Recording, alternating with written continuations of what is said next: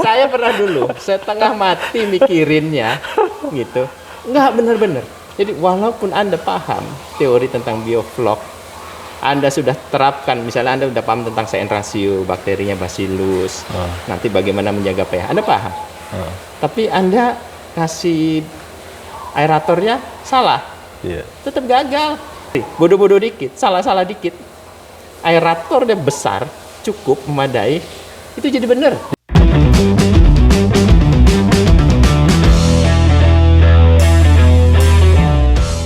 Assalamualaikum warahmatullahi wabarakatuh, sahabat Bumi Wirasta, sahabat pembudidaya, dimanapun Anda berada. Ketemu lagi dengan saya Delva di channel Bumi Wirasta, channel yang spesial membahas mengenai aerator, mengenai blower, mengenai budaya perikanan, udang, dan pengolahan limbah. Dalam kesempatan kita pada hari ini, saya ada di daerah Sawangan, Depok. Di sebelah saya ada Pak Heri Setiawan. Ya, kasih Pak Delva. Pak Heri Setiawan. Mau berkunjung ke sini. Sama-sama. Jadi di belakang ini teman-teman bisa lihat ini adalah kolam budidaya nila dengan sistem bioflok, di mana kami berada di kolam Jack Farm. Betul, Pak? Jack Farm. Jack Farm Industry. Jack Farm Industry. Wah, jadi udah berbentuknya industri ya. Industri ya. Diniatkan untuk jadi industri. Industri ya. Jadi ini adalah sebuah cita-cita besar kita ya, bahwa kita melihara ikan itu bukan sekedar hobi, tapi menjadi sebuah industri. Kalau industri itu berarti tentunya adalah peningkatan pendapatan atau penghasilan gitu. Baik Pak Heri, bisa diceritain nggak kolam ini Pak? Ini sebelumnya sejarahnya gimana? Jadi sebelumnya saya mau koreksi sedikit tadi. Pak Delva memberitahukan ini adalah kolam sistem bioflok gitu ya. Oh iya ya, oke. Sebetulnya ini sudah bukan lagi murni bioflok. Sebetulnya ini mulai kita agak geser, masuknya ke aqua mimicry. Aqua mimicry. Aqua mimicry. Apalagi tuh, baru dengar. Ini kan dulu sejarahnya ya gitu. Dulu ada sistem konvensional. Sistem konvensional, panjang lah ceritanya ya sistem tradisional lah. Konvensional berarti tradisional ya. Tradisional Jadi gitu. ada air, ada ikan udah gitu, ada tinggalin. Air ikan, airnya hijau. Airnya hijau udah hijau. Tinggalin. Yang punya tinggal wiridan aja, Pak. Dulu tekniknya kalau kita sebut teknik air hijau. Iya. Gitu. Nah, tapi tahun 90 tadi di Eropa ada sebuah regulasi di mana mereka tidak boleh, maksudnya pembudidaya ikan tidak lagi boleh membuang air limbahnya ke perairan umum, gitu. Kan bingung mereka. Ini sama juga suruh bunuh diri nih. Bagaimana mungkin sistem tradisional di mana airnya setiap minggu itu rusak, tapi tidak boleh dibuang. Enggak, artinya ini sejarah di Eropa, Pak? Sejarah di Eropa. Di Eropa dulu begitu juga ya? Ya memang seperti itu. Justru mulainya teknologi ini kan datangnya dari Eropa. Dari Eropa, oke. Jadi gitu. Di Eropa dulu begitu ya? Seperti itu. Sama kayak kita ya. Nah, kita baru hari ini. Baru hari ini mengalaminya kan gitu. Tapi tahun 90 Eropa sudah mengalaminya. Nah, mereka bingung bagaimana sih budidaya tapi nggak boleh buang air limbah. Kemudian mereka ambil shortcut, saya bilang lah. Teknologi IPAL dipakai. Nah, mereka menyebutnya recirculated aquaculture system. Artinya air kolam sudah rusak, masuk ke instalasi pengolahan air limbah mereka. Setelah airnya layak pakai, dipompa kembali ke kolam budidayanya. RAS itu singkatannya? Itu disingkat sebagai RAS. Karena airnya diulang-ulang, diresirkulasi terus. Diulang-ulang. Iya, dengan demikian kan dia nggak perlu buang airnya ke sungai. Jadi ini sama aja mau sejarah RAS sama bioflok kan? Lantar lu. Nah, dapat 10 tahun. Ada peneliti dari Israel. Ram gitu, melihat bahwa teknologi RAS bagus. Tapi menjadi pertanyaan, bagaimana negara-negara yang sebutlah tidak punya cukup uang untuk membuat sistem IPAL, atau negara-negara yang tidak punya cukup ruang untuk memiliki instalasi IPAL. IPAL itu instalasi pengolahan air limbah. RAS sendiri kan bagian dari IPAL juga ya Pak? Karena saya lihat di RAS itu kan ada biologi, ada mekanik, ada Ya ada persis. kimia kan. Itu Ya, kan persis. sistem IPAL juga. Persis itu yang dilakukan di RAS. Di RAS. Ya. Gitu. Nah, berarti buat negara-negara contohlah Israel yang lahannya terbatas, airnya juga terbatas. Kalau dia buat instalasi IPAL lagi berarti katakanlah kolam budidayanya 10 meter persegi, dia nanti IPAL-nya 10 meter persegi. Berarti sudah butuh lahan luas. Iya. Kan gitu. Nah, dia berpikir bagaimana caranya supaya IPAL-nya dilakukan di dalam kolam. Di dalam kolam. IPAL-nya dilakukan di dalam kolam. Oh iya ya oke. Nah, muncul pertanyaan, lah filter mekanisnya siapa yang lakukan? Iya. Terus filter kimianya siapa yang melakukan? Filter biologisnya siapa yang melakukan? Kan di sana ada limbah padat ya. Iya. Di kolam kan ada limbah padat. Biasanya pekerjaan filter mekanis. Iya. Gitu. Nah, terus kemudian ada limbah kimia, namanya amonia. Amoniak. Siapa yang melakukan? Gitu. Nah, dari situ muncullah ide bahwa cari bakteri. Bakterinya dimasukkan di dalam Bukannya kolam. RAS juga pakai bakteri juga Pak? RAS juga pakai bakteri, tapi bakterinya berbeda. Ya anaerob dia. Dia bukan, bakterinya aerob, setahu Aerob saya. Ada yang nitrifikasi itu loh. Oh bakteri nitrifikasi. Nah, kalau di budidaya perairan, bakterinya bakteri nitrifikasi. Kalau IPAL yang sesungguhnya saya nggak tahu pakai apa. Nah, di sini dia pakai bakteri heterotrof Di dalam bioflok. bioflok. Bakteri heterotrof. Nah, bakteri heterotrof itu bedanya dengan bakteri nitrifikasi atau autotrof tadi adalah dia memakan bahan organik. Jadi ada bakteri makan tainya ikan Kita ikan. sekaligus makan amonia. Gitu. Yoram saya secara jenius dia bisa menemukan bakteri yang sekaligus menyelesaikan dua masalah. Kan dua masalah nih. Satu masalah kotoran padat, satu masalah kotoran kimia berupa amonia. Nah, dia ketemu namanya Bacillus. Oh. Bacillus ini dia memakan keduanya. Jadi bakteri heterotop itu salah satu jenis bakteri gitu. Salah satu jenis bakteri. Gitu. Kalau kita tahunya bagi dua nih, ada autotrop, ada heterotrop. Pak, ini kita berhenti dulu azan. Ya. Bisa.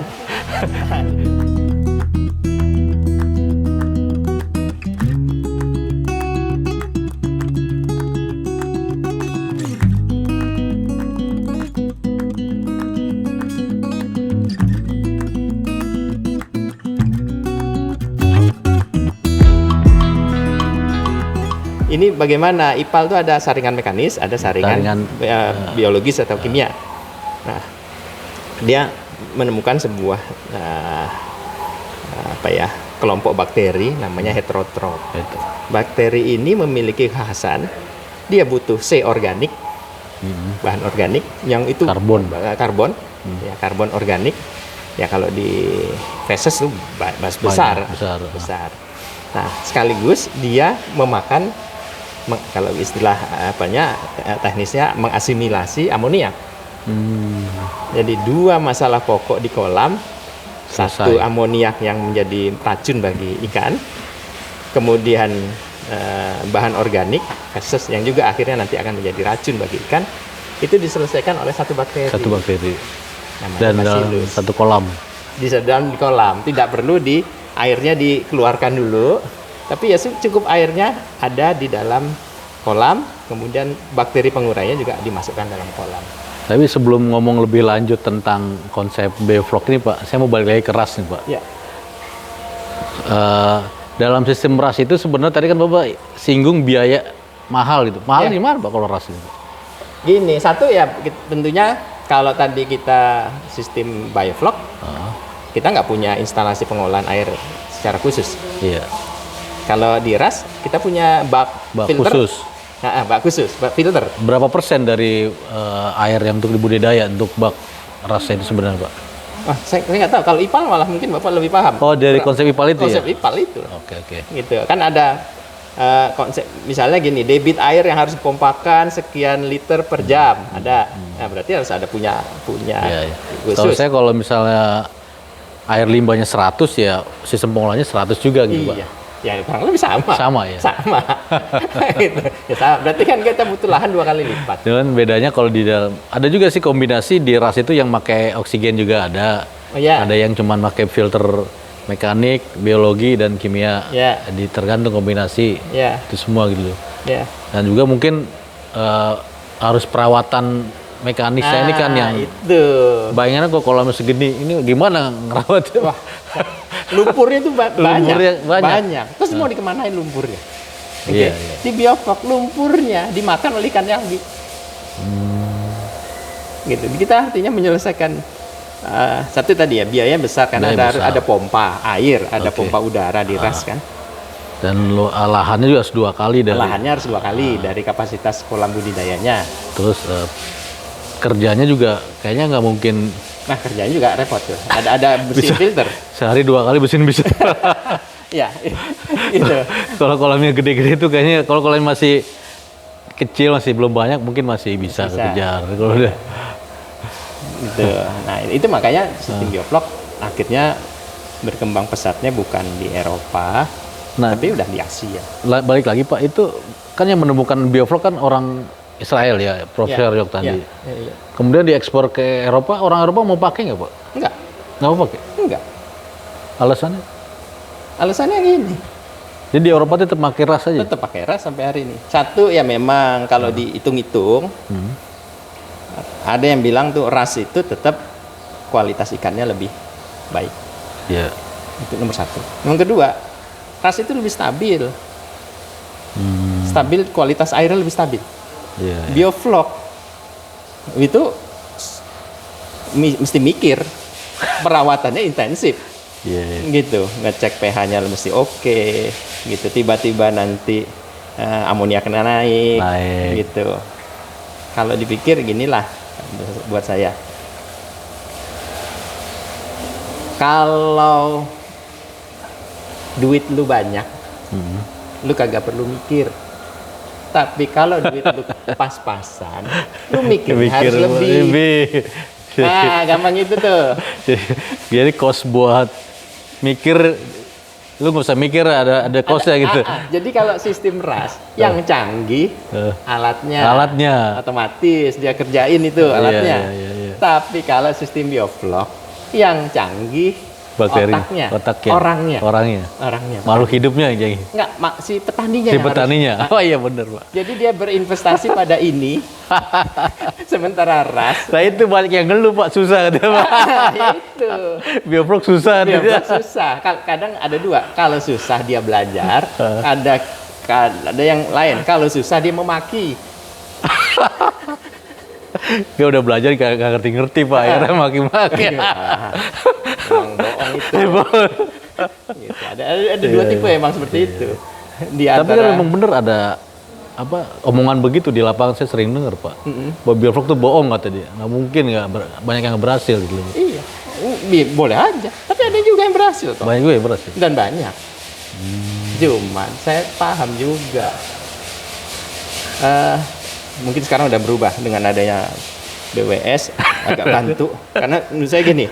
Jadi BS bantu nih Pak ya. Bukan gini. Saya dulu belajar 7 tahun yang lalu. Iya. Saya bilang kalau ada 100 orang belajar bioflok itu yang paham hanya 10%. Iya. Berarti 10 orang. Yang bisa cerna. Nah, jadi ikut pendidikan atau pelatihan 100 orang. Terus pulang, wah gue ngerti nih. 10%. Dia coba. Oke, dari 10 yang berhasil 2. Oke. Nah, berarti kalau ada orang yang mengenal 100 orang mengenal teknik bioflok, yang berhasil 2. Berarti 2%. 2% dari 100. 2 dari 100. Nah, jadi kalau dibilang bohong, benar karena 98 orang bilang gagal. Tapi ada 2 yang berhasil. Nah, kalau 2 yang berhasil, gimana? Itu bohong atau bener? Dia lebih pintar aja. Ya pinter, bisa cerna. Yang 2 orang. Jadi kalau bohong mestinya 100% gagal. Kan iya. gitu.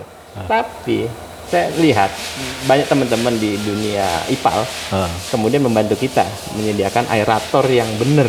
Oh iya, iya. Gitu. Karena apa? Bioflok itu 70% dari masalahnya selesai dengan aerator yang benar. Nah, itu dia berarti Pak catatan 70% bioflok masalahnya diselesaikan oleh aerator yang benar. Aerator yang benar. Ya. Gitu. Aerator ada, tapi harus yang benar. Yang benar. Contoh misalnya, sorry, saya dulu pernah coba pakai ring blower. Iya. Nggak ngangkat begitu udah 1 meter, Iya. susah. Gitu. Iya, iya, iya. Terus mulai pakai yang apa nih, kayak resun, pakai yang diafrag ya. Iya, diafragma. Nah, ya bisa juga, tapi skala kecil. Gitu. Tapi begitu masuk skala industri, mulailah orang berinovasi dengan supercharge. Iya, iya. Masuklah dengan root blower. Makin bener. Jadi makin kesini makin bener. Makin bener. Makin bener. Setelah ada BWS. Karena gini, saya pernah dulu setengah mati mikirinnya, gitu. Nggak bener-bener. Jadi walaupun Anda paham teori tentang bioflok, Anda sudah terapkan, misalnya Anda sudah paham tentang CN ratio, bakterinya Bacillus, nanti bagaimana menjaga pH, Anda paham.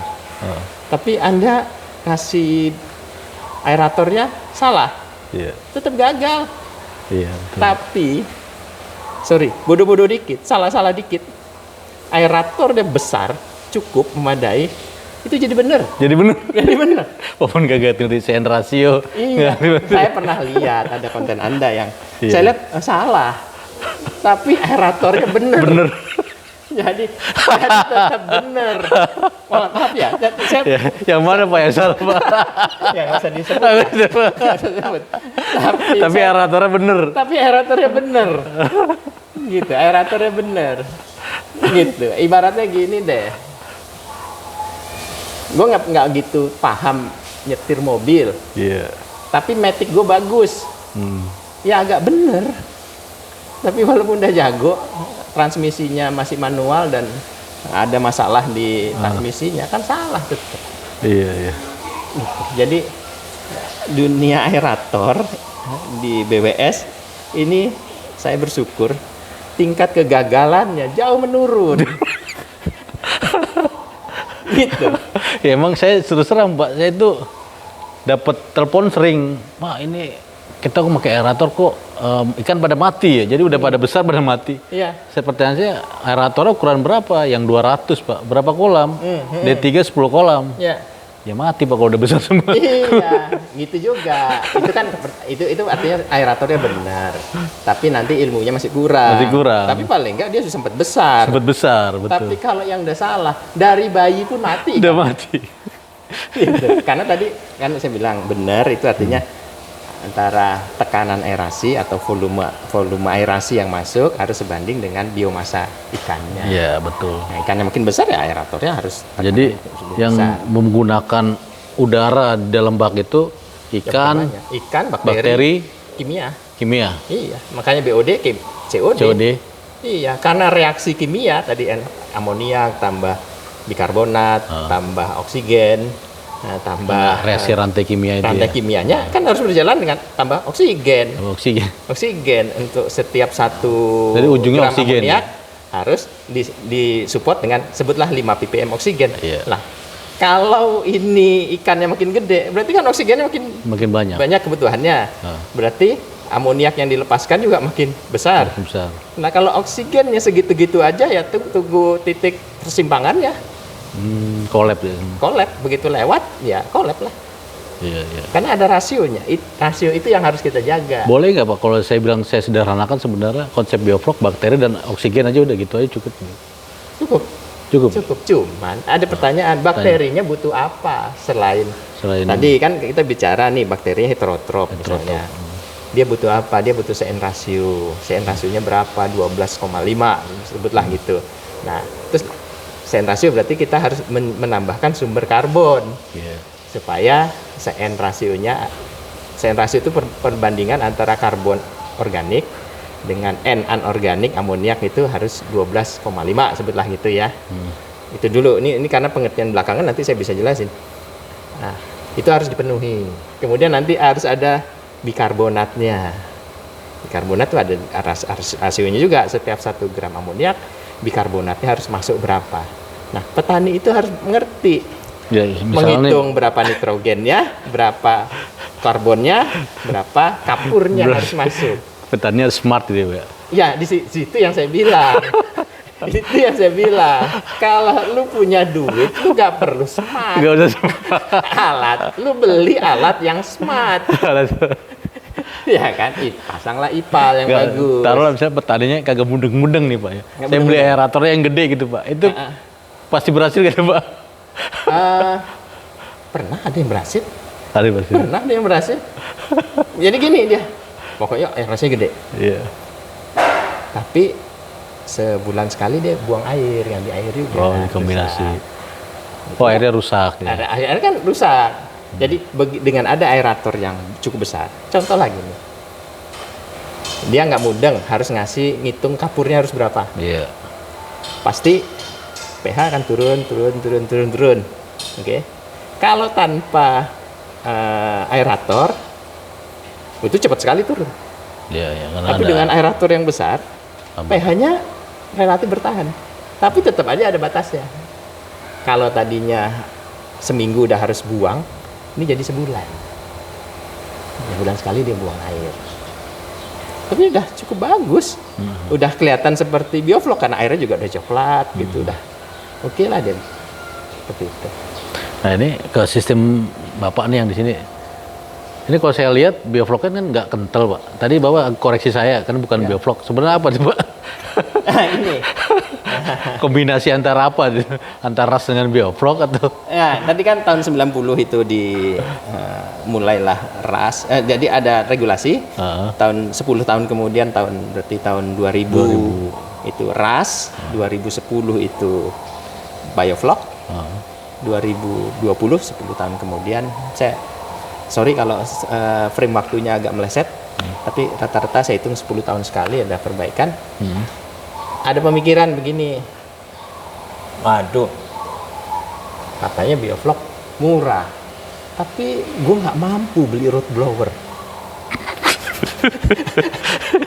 Kena lagi gitu. Saya. Berarti apa? Loh, lu mesti kudu mikir lagi. Ya kan nggak semuanya mampu juga gitu. Nah, terus tadi Bapak bilang pakai LW atau LP gitu, tapi nafsunya pingin bioflok besar kan gitu. Saya lihat kembali gitu, apa sih yang jadi masalah gitu. Kenapa aerator kecil itu sulit diterapkan oleh petani kecil? Ya, kalau petani besar ya tinggal gede-gedean root blower. Gitu. Saya lihat, oh ternyata bioflok itu range CN rasionya luas. Ada yang bilang 12, ada yang 15, sampai yang 20. Dari pengamatan saya, bukan saya menemukan karena teorinya sudah ada yang buat. Makin tinggi CN rasio, makin banyak Bapak memasukkan karbon ke dalam air berbandingkan nitrogennya, airnya makin kental. Iya, Pak. Kalau makin kental berarti secara fisika pressure yang dihasilkan oleh aerator Bapak makin tidak sebanding dengan kekentalan air dong. Ya. Kalau airnya makin kental, pressure-nya harus lebih besar nggak? Ya, jadi dia ada beban di air beban. tambah. Ada beban. Tapi kalau pakai root blower sih masih aman. Masih aman. Ya itu tadi. Kalau duit lu banyak, lu kagak perlu mikir.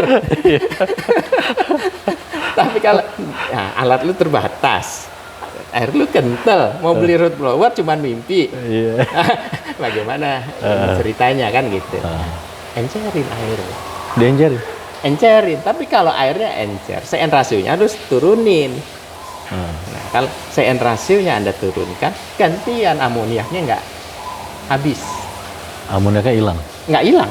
Karena tadi misalnya, Anda kalau untuk 1 gram amoniak, Anda harus sediakan karbon 15 gram, artinya CN rasio 15, itu kental.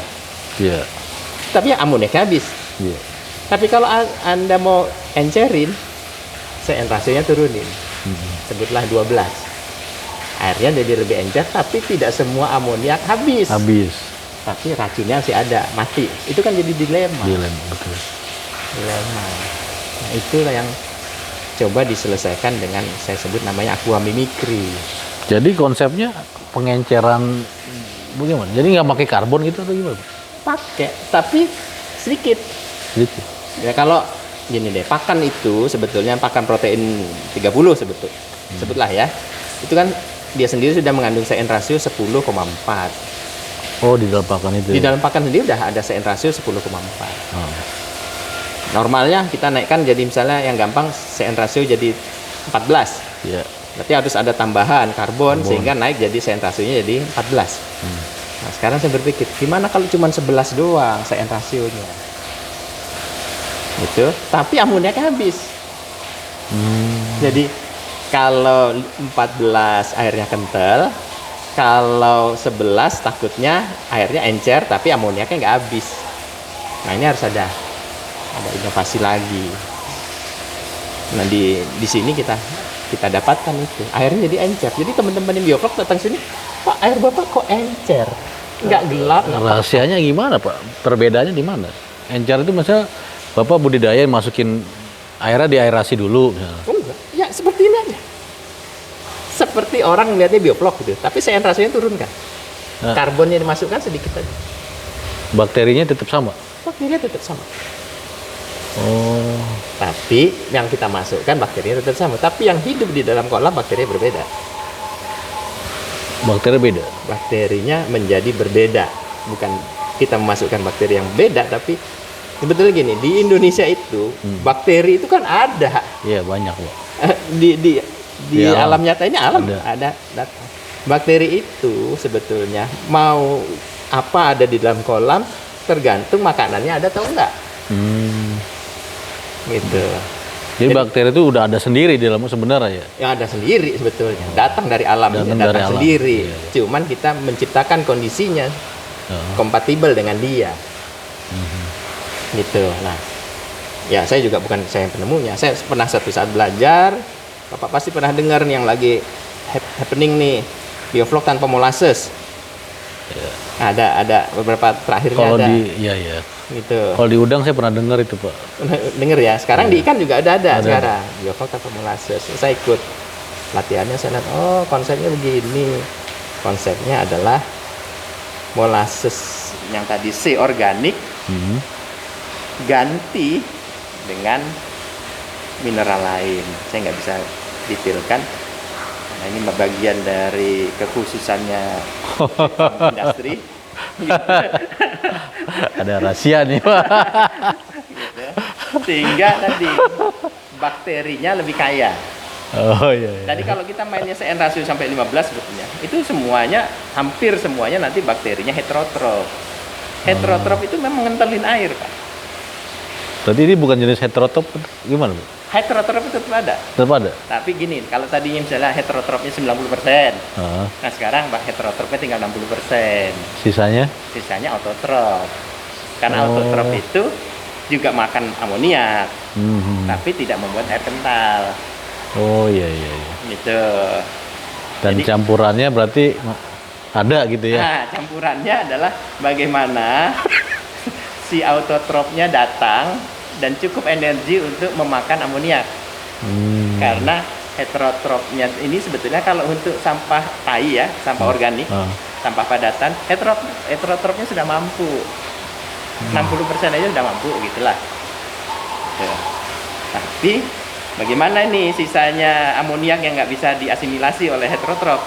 Kasih sama autotrof. Autotrof. Aqua mimicry adalah sebuah konsep di mana heterotrof dan autotrof relatif seimbang. Oh, Jadi itu. kalau bioflok itu dominan heterotrof, gitu. Kalau konvensional hanya autotrof, air hijau itu kan kutu autotrof ya. Gitu. Kalau ras itu kemo autotrof, nitrifikasi.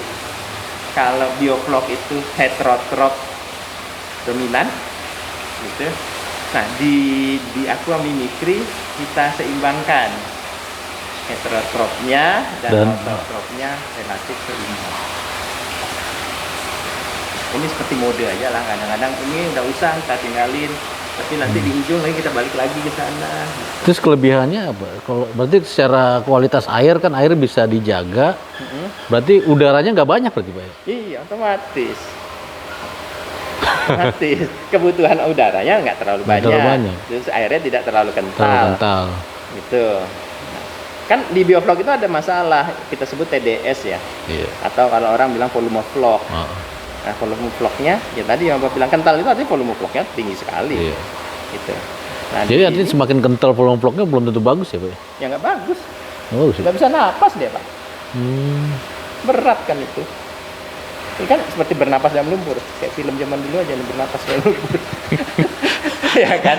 Ikan suruh napas dalam lumpur. Berat, Pak. Gitu. Bukan itu makanannya dia, lumpur itu. Pak. Kalau dia makan. Oh. Tapi kan kita akhirnya sadar berapa banyak sih, emang bener orang bicara, saya juga dulu bicara bahwa vlog itu makanan tambahan bagi ikan, oke? Iya, iya. Nah pertanyaannya, kalau dia makan kok bisa tebel vlognya? Harusnya kan vlognya segitu-gitu aja, karena ada vlog baru dimakan. Makanya dipuasain kan biar dia makanin. Iya, tapi pertanyaannya mau berapa hari Anda puasakan? 2 hari cukup. 2 hari cukup misalnya, cukup. Tapi kok tetap aja tebel kok, turun. Ada orang gini nih, oh kalau gitu puasain 3 hari. Iya, tapi ikan lu nggak panen-panen. Beda makanan pelet dengan makan vlog. Gitu. Tetap aja yang cepet panen makan pelet.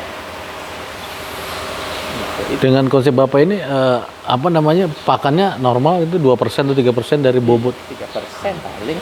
Terus kotoran-kotoran ikannya diolah sama bakteri, tetap pakai bakteri itu yang ngolahnya. Bakteri.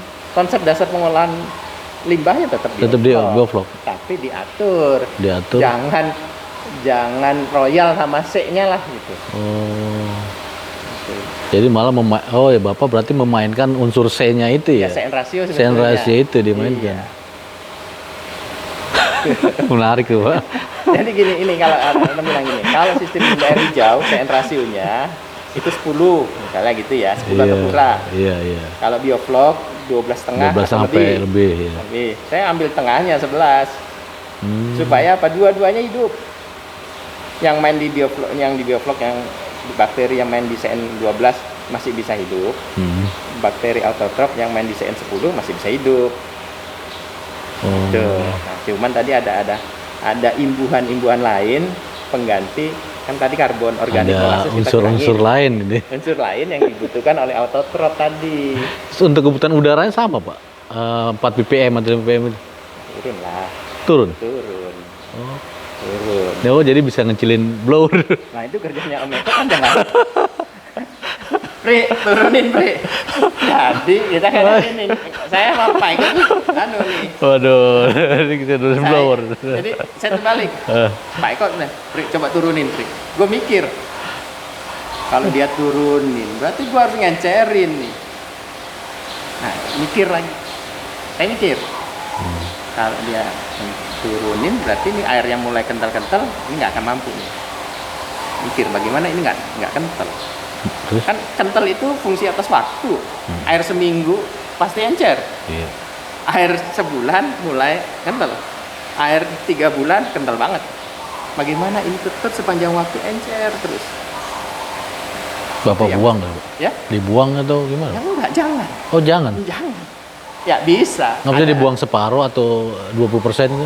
Ya, jangan tadi. Oh nggak boleh? Ya jangan tadi. Jadi gini. Ah. Kan tadi saya bilang bioflok itu bakteri heterotop menghasilkan flok. Iya.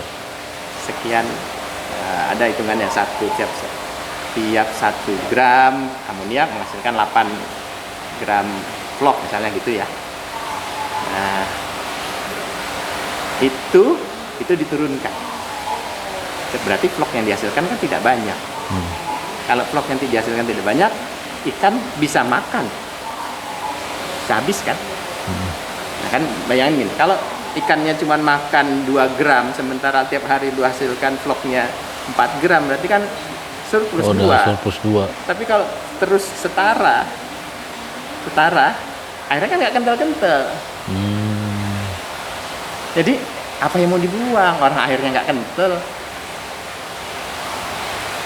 Gitu. Iya, iya, iya. Itu saya cerita sangat sangat utopis. Itu tetap aja agak mengental. Tapi buangnya nggak sebanyak yang yang bioflok yang normal. Iya. Nah, kalau bioflok yang normal itu kan dia dasarnya itu pasti kental banget tuh. kental. Itu kalau udah tebal kan dibuang. Dibuang. Nggak bau tapi kental. Heeh. Itu kental. Kalau bapak nggak sebegitu pak, nggak kental kayak gitu ya? Gitu. Itu enggak. Ya, ya, jadi kita punya gini Pak. Tapi resikonya nih pak, kalau banyak yang nonton tuh banyak yang nanya nih pak, mau belajar di mana gitu. Ya silakan aja. Silakan aja. Menghubungi imam. Jack Farm gini boleh ya? Menghubungi imam di Jack Farm gitu. Ya, diajarkan tapi nggak semuanya. Nggak semua ya. Ada yang khusus yang hanya boleh Om Eko aja ya. Oh, iya, iya, iya. Ini murni Bapak secara pribadi menemukan atau apa lembaga atau? Nah ini sekarang gini juga. Saya bukan penemu Pak. Oh. Saya bukan penemu. Kalau dibilang penemu, misalnya gini, saya menemukan, misalnya saya menerapkan aqua mimicry. Iya. Karena saya belajar, saya baca buku. Berarti penemunya buat buku itu. Saya aplikator aja lah. Oh. Gitu. Cuman karena saya yang selama yang nyoba dibilang penemu, padahal orang lain udah nemuin. Itu kan sama kayak begini Pak, di air laut kalau misalnya dicelupin pasti benda tuh naik ke atas. Ya. Itu kan emang udah dari sononya, tapi kan yang nemuin kan yang bacaan itu kan orang gitu loh. Iya. Orang kalau nggak tahu kenapa dia bisa naik lagi tuh air bendanya. Padahal dari alam udah begitu kan. Iya. Enggak, aqua mimicry itu yang nemuin orang Thailand malah. Orang Thailand. Sama masalahnya. Gua nggak punya cukup aerator. Atau kalau berpatokan pada aerator yang besar dan tidak boleh putus sekalipun. Kalau pas nanti listrik mati gimana? Iya. Pasti bahaya. Ikannya duluan mati daripada air yang encer. Betul. Iya Pak. Kenapa? Ya susah. Berapa miliar bakteri itu yang ikut nyerap di dalam situ kan? Iya. Kan yang kental itu bukan isinya cuman tai doang. Iya. Isinya kan bakteri itu sebetulnya. Kalau tai doang bau kan? Iya, lebih cepat mati Pak. Iya, mati. Karena udah dihabisin sama bakterinya. Jadi saya berpikir harus ada sebuah langkah. Tapi gini sebetulnya saya maju lagi. Yang mau diterapkan di Jack Farm ini, tadi seakan-akan saya berbicara ini semua untuk menekan cost. Iya. Menekan cost kan. Karena karbon berarti berkurang karena hasilnya benar, buang airnya lebih sedikit. Enggak. Sebetulnya yang saya mau kerjakan adalah menaikkan mutu. Menaikkan mutu ikan. Menaikkan mutu ikan, dan ini sudah mulai direspon baik. Di harga ikan kita, Pak Deva biasanya berapa? Kalau di petani itu orang jual 28.000. Ini 31. 31.000 dan kita punya pasar. Kenapa? Karena ikan kita kualitasnya beda. Oh, lebih enak, lebih besar atau lebih tebal? Lebih tebal. Lebih tebal. Ya pasti nggak bau tanah. Kalau bioflok pasti nggak bau tanah. Gitu. Ya rasanya lebih gurih. Gitu. Karena apa? Ya salah satunya airnya tadi encer. Iya. Airnya encer. Terus tadi yang namanya planktonnya lengkap di tempat kita. Berarti plankton juga ada di kolam. Ya kan tadi autotrop itu tadi nanti merangsang pembentukan plankton. Kita sebut bisa jadi namanya zooplankton. Oh tadi saya lihat kolam Bapak ada yang hijau, ada yang coklat ya. Ada yang coklat gitu. Ada yang campuran hijau dan coklat gitu. Sebetulnya kan gini, namanya aqua mimicry. Aqua itu kan air. Mimik itu tiruan. Artinya kita coba airnya semirip mungkin air alami yang sehat yang ada di alam. Karena kita paham bahwa ikan-ikan yang hidup di alam yang bagus rasanya pasti beda dengan ikan-ikan yang hidup di alam yang buruk. Kan itu aja. Bedanya menurut saya ikan beda dengan yang lain adalah antara media tempat dia tinggal dengan rasa tubuhnya sangat berkaitan kan. Iya. Mana ikan yang nyaman sama yang nggak nyaman, Nah, itu stres sama nggak stres, Itu beda. rasanya beda daging. Jadi ini kita berfokusnya bagaimana membuat itu ikan itu nyaman. Siap. Gitu. Nah, sebetulnya ada satu lagi nih yang memaksa saya berpikir agak lebih keras. Sebetulnya daerah sini itu tidak layak untuk budidaya ikan. Dasarnya apa, Pak? Dari Di sini air bakunya 4 pH-nya. oh. Belum dipakai. pH-nya 4 koma. Gitu. Saya dan juga bingung kenapa pH-nya 4 koma gitu ya. Saya pusing-pusing lagi. Jauh ternyata dari sini ada TPA. Oh gitu. Karena TPA berarti emisi CO2-nya tinggi. Tinggi, makanya pH-nya rendah. Makanya rendah. Nah, kalau hujan asam di sini. Dekat sekali. Kalau lagi dibongkar itu baunya di sini. Makanya sempat pasang atap supaya nggak kena hujan asam. Tapi air bakunya 4,5. 4,5. Tapi perkembangan ikannya cepet Pak atau gimana? Apa lebih bagus? Jangan harapin kalau pH-nya nggak bisa minimal 6 agak sulit kan. Kan. Ya saya tahu ada konten ada yang pH 4 katanya bisa, tapi itu agak bertentangan dengan pemahaman umum. Saya nggak bilang dia salah, mungkin dia betul. Tapi yang umum orang mengatakan ya minimal pH 6 lah. Gitu. Ini yang kita coba perbaiki. Gitu. Ya, jadi sebenarnya kalau Bapak bilang untuk menaikkan kualitas daging secara langsung kan nurunin biaya listrik, biaya karbon, biaya. Gitu. Terus kalaupun Bapak misalkan Bapak ada blower nih 3 gede-gede, nggak dipakai semua. Kalaupun dipakai bisa nambah kolam kan, jadi nambah produksi kan. Ini luar biasa. Ya, alhamdulillah itu gitu. Jadi siapa bilang kalau mau ingin meningkatkan kualitas harus meningkatin biaya? Enggak juga kadang-kadang. Ini apa sama dengan ini Pak? Dengan kalau di udang itu kan ya, dia konsepnya tidak menggunakan karbon tapi pakai bakteri. Iya. Jadi mengkombinasi antara plankton dengan bakteri dimainkan. Karena dia ini aquamimicry. Sebetulnya gitu. Tambak udang lah yang pertama kali menerapkan aquamimicry. Bioflok ini juga dari awal juga ya di Indonesia yang lebih menerapkan duluan kan tambak udang. Tambak udang, iya. Ikan kan baru belakangan ini Pak ya. Saya kalau baca tentang bioflok nila, yang saya bacakan bioflok udang. Ya kan sama aja. Ya cuman bedanya itu kekhususannya adalah saya punya ide bahwa bioflok udang itu bisa jadi rujukan gitu loh. Iya. Buktinya bisa. Iya. Dapat ilmu baru nih kita nih. Tapi itu aja lah. Itu aja ya. Kalau lebih detail lagi lama-lama kebongkar ini. Enggak lagi aja yang denger juga nih mudeng gak gitu. Ini juga ini mohon maaf ya kadang-kadang.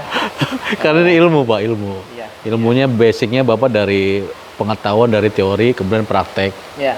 Jadi bahasanya ilmiah gitu kan. Iya. Kalau orang ilmunya dari pengalaman dia bekerja dulu biasanya lebih nginjek kayak seperti ngasal tapi sebenarnya dia karena lebih banyak pengalaman. Ya. Kalau Bapak ini kan ada ilmunya ada pengalaman juga dua-duanya. Ya.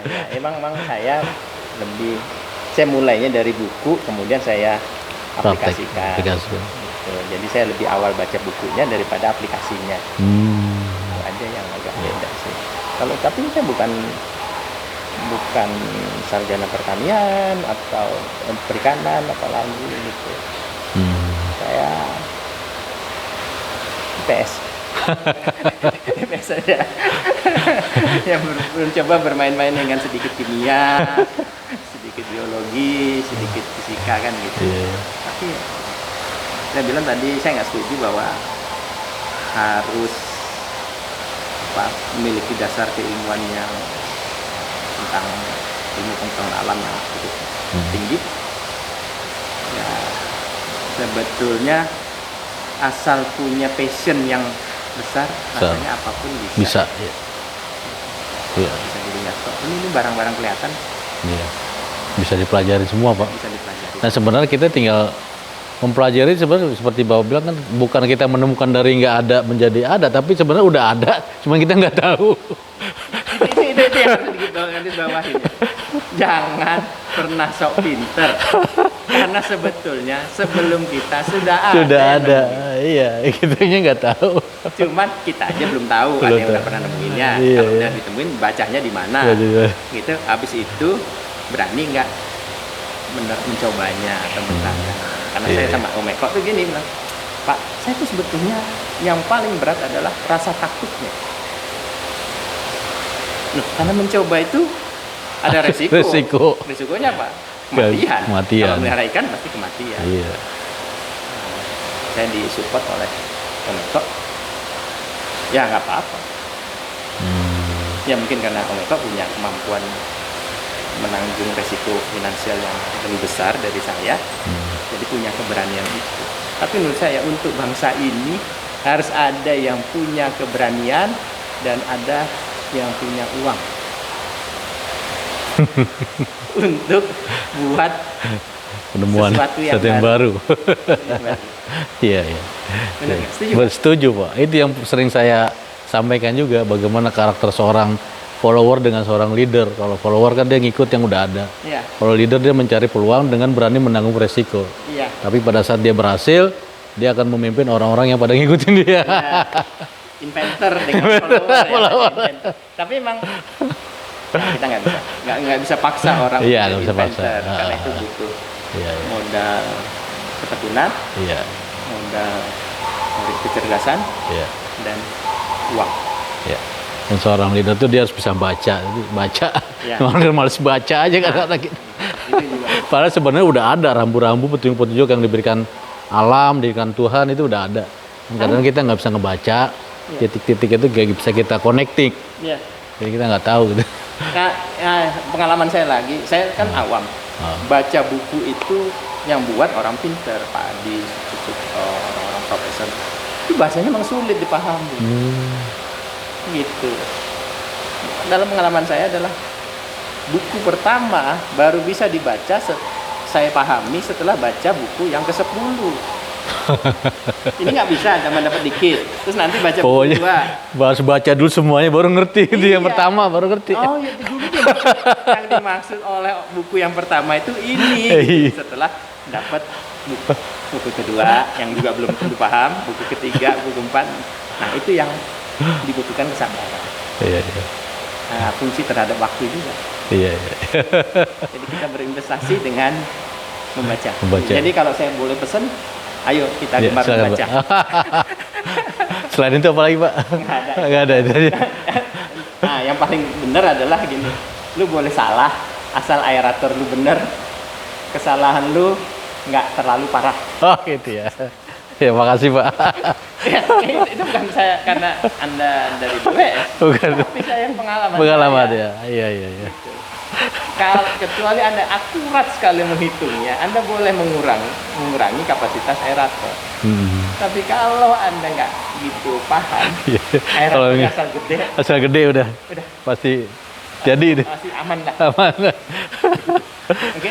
Oke, makasih Pak Heri ya atas waktunya, atas kesempatannya, juga ilmunya nih Pak. Semoga ilmu ini bisa dicerna teman-teman kita, kemudian memberikan manfaat ya. Jadi bisa menjadi amal jariah kita Pak Amin. ke depannya. Terima kasih rekan bisnis semua. Tadi bincang kami dengan Pak Heri, beliau adalah kepala operasional untuk farm di sini ya. Dari saya Delva dan Pak Heri, terima kasih. Assalamualaikum warahmatullahi wabarakatuh.